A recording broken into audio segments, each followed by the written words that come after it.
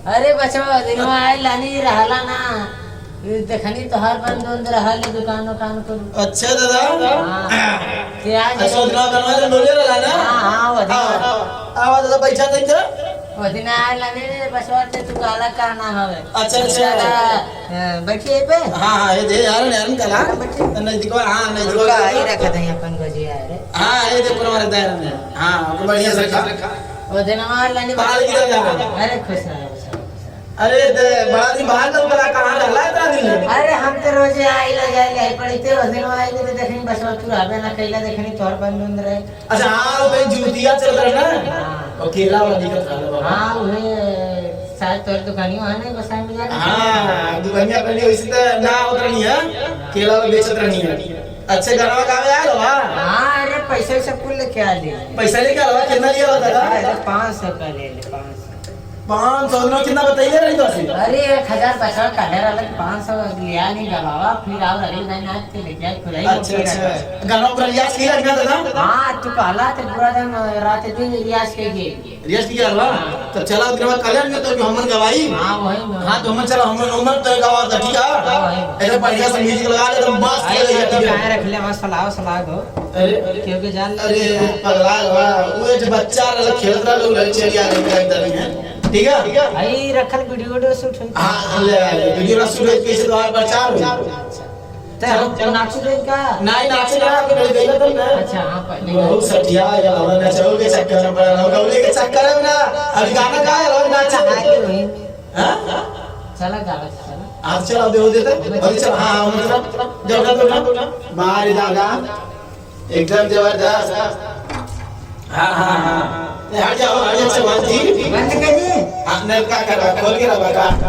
हां हां हेडफोन लगा दे ये बच्चा वाले हां हां ठीक लगा दे मारी दादा बा हर से सुना दिक्कत कर सका तो सुना सिखना बजी बोला सुना सिखना तने से लगा तनी सुना था।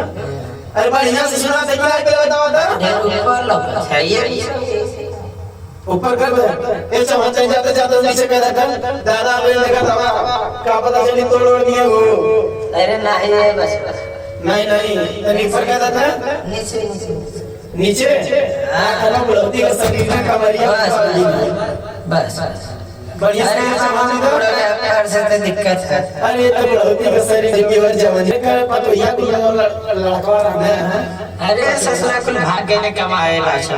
अरे कमाई के पैसे सब दे तो मैं अरे का पैसा नहीं ये सर सेवा कर सही नहीं पहले बताओ। अरे कमा छे कुल बम्बई दिल्ली से का सेवा करे पतो या मतलब अरे पतो यो लेके एक सफर गई कुल ठौरा हां खाना के बना। अरे वो बूढ़ी बनावे नहीं हम कभी तो कर खाई।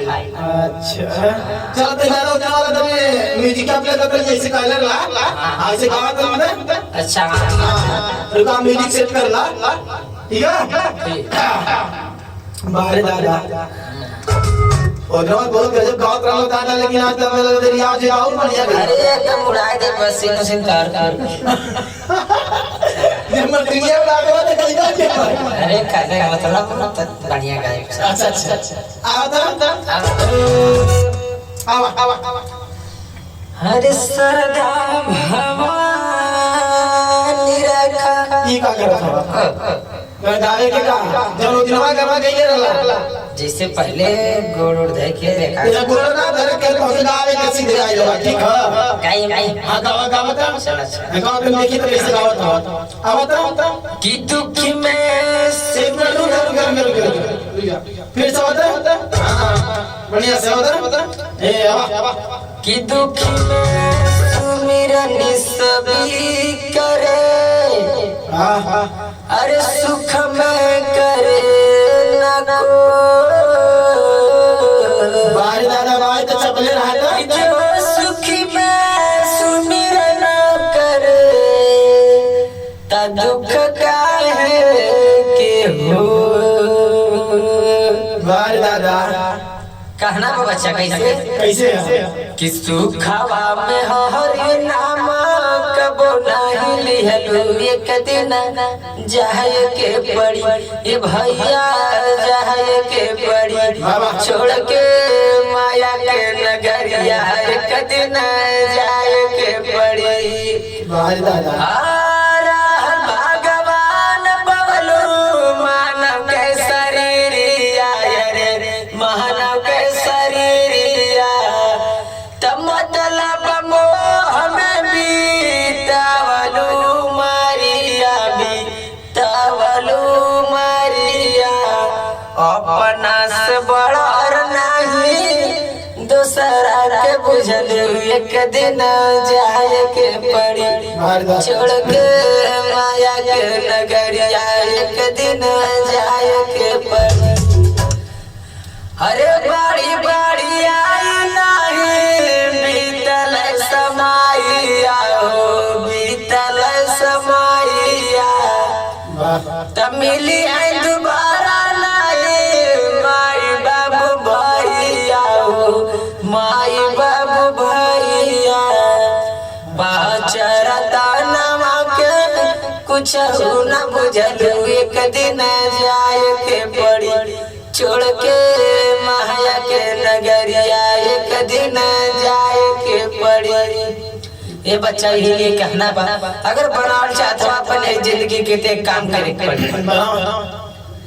कि बिगड़ी बनावा जाके गुरु के सरनिया हो गुरु के सरनिया तो जन्मवा के मीठ परसनिया हो मीठ परसनिया रंगीला दादा गुरु के कुछ न बुझल एक दिन जाए के पड़ी। छोड़ के माया के नगरिया एक दिन जाए के पड़ी। ये हम अच्छा अच्छा बाहर दादा बहुत बढ़िया लगेगा। ये ये बहाने लिख के लेके आ ले। अच्छा दूसर को लेके आयो हां अच्छा ठीक है तो के नाम है बारम से पहले दे ठीक है ये कैसे कहना हां एक भी मिक्सिंग कर ना नंबरा की का हो कैसे करे नंबरवा में नंबरवा में से वही अरे हमर से वही हमर कंप्यूटरवा में ओए नि मोहरी का कर निमोरी की का होए में सेव कर देला ना।